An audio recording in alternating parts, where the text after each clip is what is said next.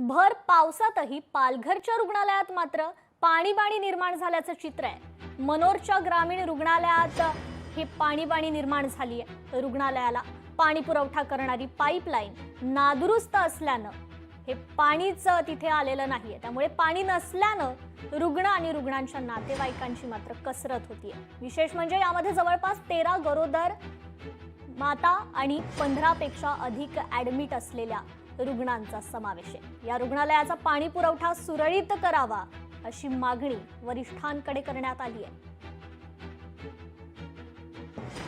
3-4 दिवसापासून पाणी नाही आहे आमच्याकडे हॉस्पिटलमध्ये। आमचं नळाचं पण प्रॉब्लेम झाला आहे। तर आता तर मोठ्या अधिकाऱ्यांना आम्ही कळवलं आहे, तर टँकर बोलवतात आहे, तर प्रॉब्लेम सॉल्व्ह होणार आणि एका जागी खोदायला पण लागलेलं आहे।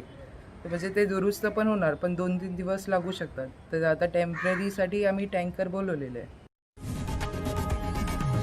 लोकशाही मराठी ऐका, पहा, जागरूक रहा।